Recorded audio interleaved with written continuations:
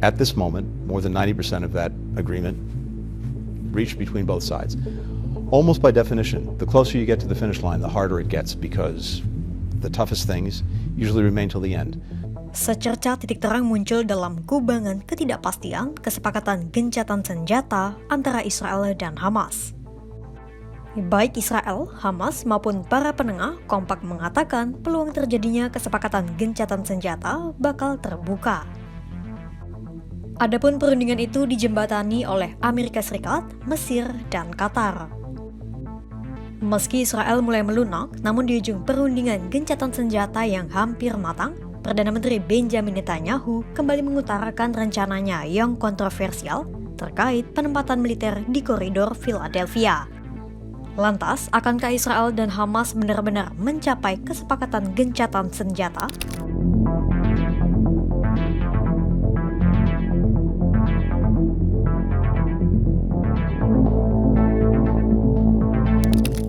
Menteri Pertahanan Israel, Yoav Gallant, menyampaikan adanya peluang terjadinya kesepakatan gencatan senjata dengan Hamas. Hal itu Gallant sampaikan dalam artikel yang diunggah Associated Press pada Selasa 10 September 2024. Menurut Gallant, gencatan senjata itu bisa meredakan ketegangan antara militer Israel dan Hizbullah yang saling serang di perbatasan antara Israel dan Lebanon. Gallant menyatakan gencatan senjata kemungkinan akan berlaku selama 6 minggu. Tujuannya untuk membebaskan sandera Hamas yang masih ditawan di Gaza, Palestina. Menurut Gallant, situasi untuk menjalankan gencatan senjata saat ini sudah hampir matang. Meski demikian, Gallant tak menjamin bahwa gencatan senjata itu akan berakhir pada penyelesaian perang dan berkomitmen akan terus memburu Hamas.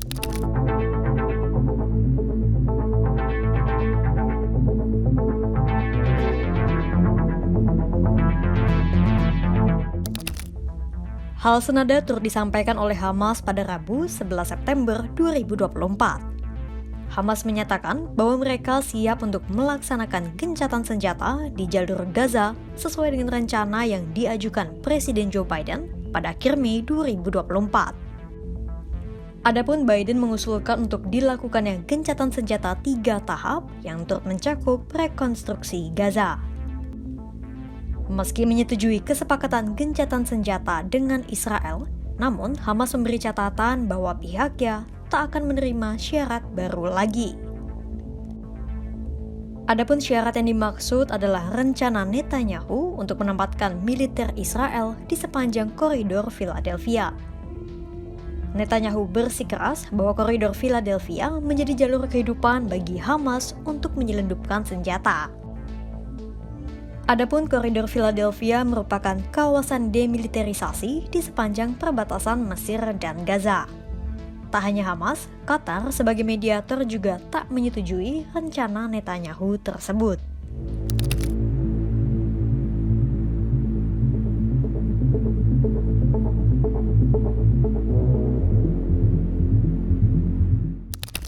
Meski Netanyahu memberikan gerakan perlawanan, namun Amerika Serikat menegaskan bahwa kesepakatan gencatan senjata Israel dan Hamas kini telah mencapai lebih dari 90%.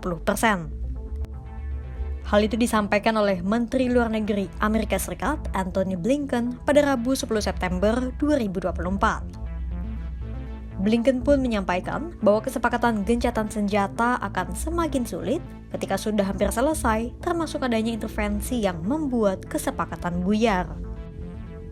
Meski demikian, Blinken meyakini kesepakatan gencatan senjata akan tercapai. At this moment, more than 90% of that agreement reached between both sides. Almost by definition, the closer you get to the finish line, the harder it gets because the toughest things usually remain till the end. A couple of months ago, when President Biden put before the world a framework agreement for a ceasefire, the entire world rallied behind it. Israel endorsed it, and ultimately Hamas came around as well after about 3 weeks. Since then, we've been working to fill in some of the details because it didn't cover everything, and you also have to do a lot of work to make sure that you agree on how it's implemented. Now, the challenge, of course, is with every passing day, there's the risk of an intervening event that sets you back or makes things more difficult. But I'm convinced, based on what's on paper, what's already been agreed, that we're close. But does that mean that we'll get there? No, because there remain hard issues, and ultimately, people have to decide.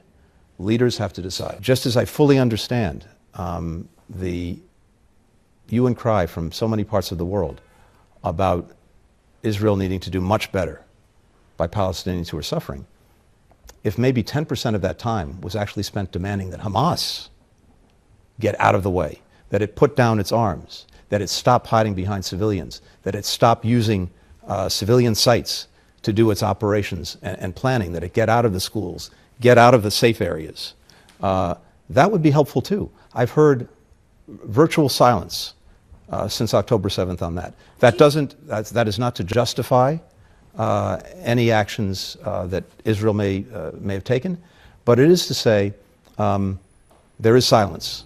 Sudah hampir setahun Israel menerima tekanan dari dalam negeri dan masyarakat internasional untuk melakukan gencatan senjata di Gaza. Selain mengurangi gelombang kekerasan yang terus mengancam warga Palestina, gencatan senjata juga diharapkan bisa menjadi momen pulangnya sandera Hamas ke Israel.